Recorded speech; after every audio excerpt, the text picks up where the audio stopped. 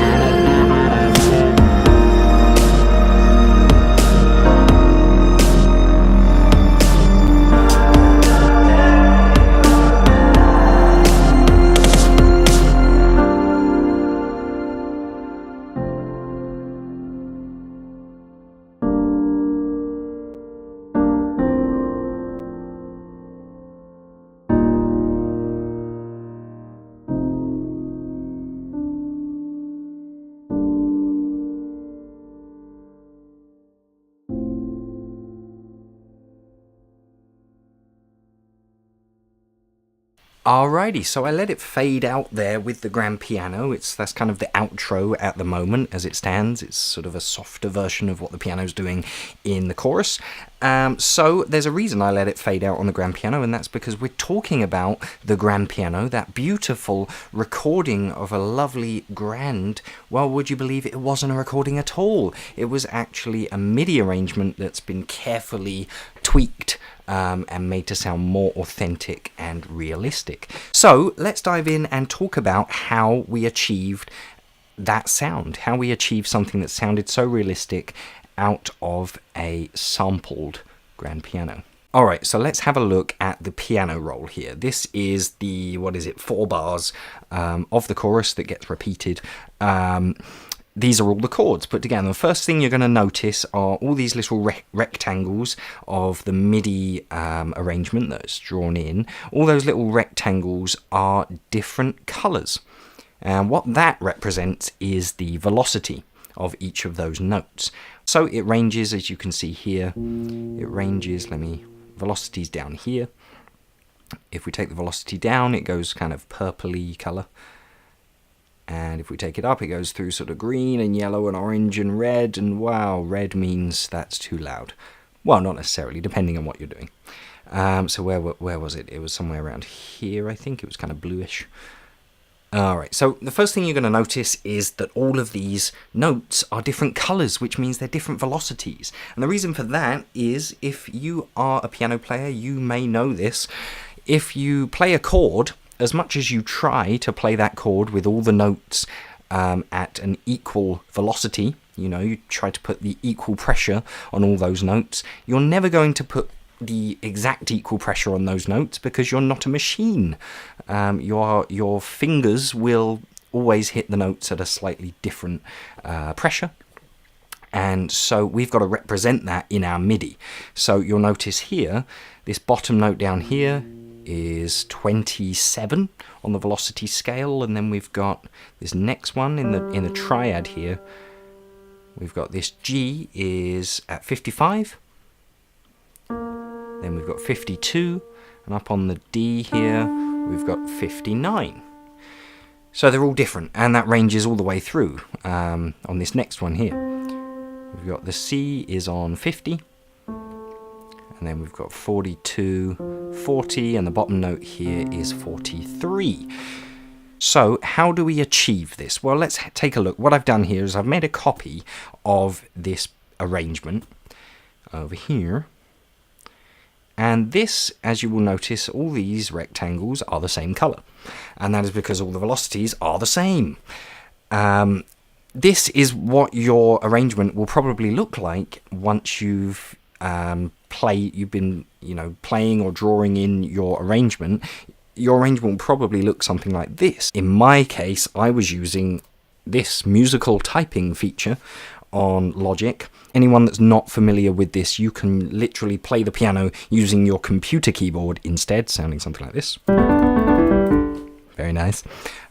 So that's what I did. I had this afternoon, I think I was looking after someone's dog and I wanted to waste some time. So I sat with my laptop and I put this whole arrangement together using MIDI. Here's your chords and they're all at the same velocity. So what you're going to want to do, and you can do this in any DAW, is you're going to want to go into each and every note and just change them up a bit. Instead of 64, let's go to 40. And on this one, let's keep it at 64, and on this one, take it down very slightly, and on this one, we'll have it nice and soft, like that. So now that chord sounds like this. Oh, it's a bit different, isn't it? It's a bit more realistic than what it was before. Now, if you're a Logic user, I have a lovely quick tip for you. Yay! Alright, so if you're in Logic, this is just for Logic users, but I'm sure other DAWs have something similar. I just don't use other DAWs. I use this one because it's awesome. So if we let's select all of our notes, like that, and head on over to Functions here. Go to Functions, go to MIDI Transform, and then go to Humanize, which does exactly what it says on the tin.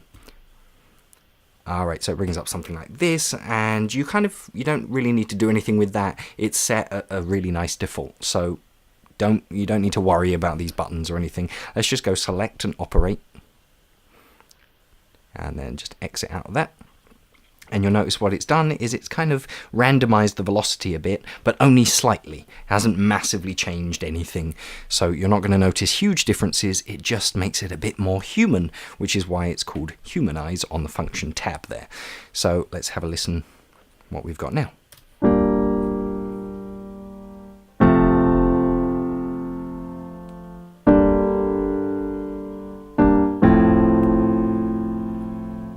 So what you might notice is certain notes start sticking out because obviously it's just randomizing these velocities. So you've got to think about how a pianist would be playing this arrangement. So if something sticks out, I think they're this one. Was it this one or this one? Maybe this middle one was kind of sticking out. So let's take that down a bit. And that bottom note is very loud. So let's take that down. That sounds a bit more normal. Alright, so you can fiddle around with this, but the first thing you need to look at is velocity. The next thing is the note length. So another thing, so we've talked about the pressure from the pianist's fingers onto the notes. We've talked about that, the velocity. Let's talk about the note length. Now the note length essentially is when you hit the note and when you come off of the note. So when your finger goes down on the note and when your finger comes off of the note. Now again, a human being will never hit all the notes or come off all the notes at exactly the same time because you're not a machine. So let's look at, this is an example I put together of if you haven't played the notes, you've drawn in the notes one by one like so. So maybe you've gone, as many of you I'm sure have, one by one. Oh, we've got different velocities here, but there we go. You go like this and you can do what you like and make different arrangements. Well, maybe you've written in your whole this whole section. You've drawn the whole thing in note by note, and this is what you might end up with, something looking like this. What you'll notice is, of course, the velocity they're all the same. So first off, you want to change those velocities, make them a bit more human. But then the other thing you're going to notice here is that every single note comes on and comes off at exactly the same time. Very regimented, very quantized, as you will. They see all these notes come on at the same time here, and then if we go to where they come off, we've got 4 notes here all coming off at exactly the same time. And this is digital, so we're talking exactly the same time. So let's have a little listen.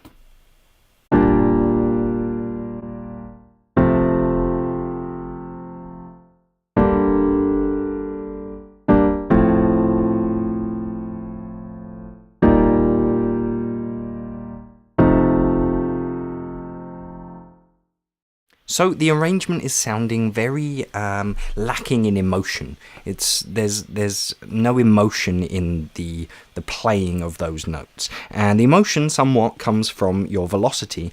But now that these notes are very quantized, it's starting to sound really mechanical as well. And so because of that, it's starting to sound kind of fake and no longer like a real recording at all.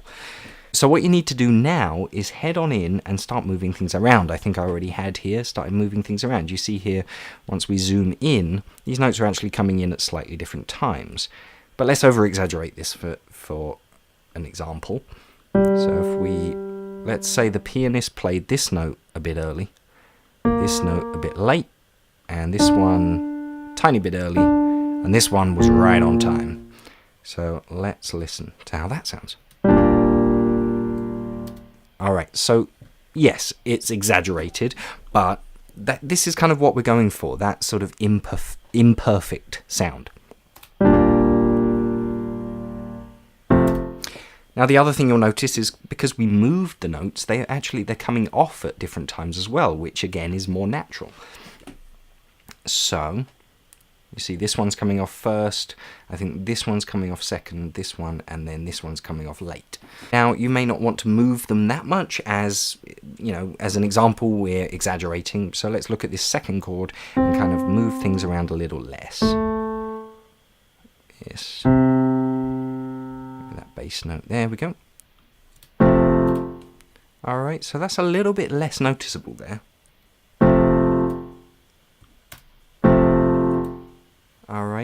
And again, because we've moved the note, they're coming off at different times as well. Let's play it. Alright, so it's a very slight difference there, but it's making it just sound a bit more human. So you can go through your whole arrangement and move those little things around, change the velocity, and then you end up with something like this.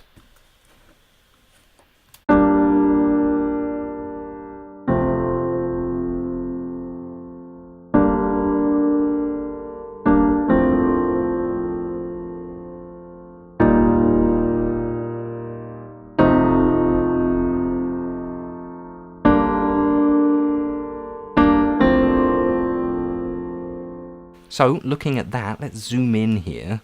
You notice here, this bass note is kind of hanging around too long. It shouldn't really be played here necessarily, but that's those little errors that make things sound more human.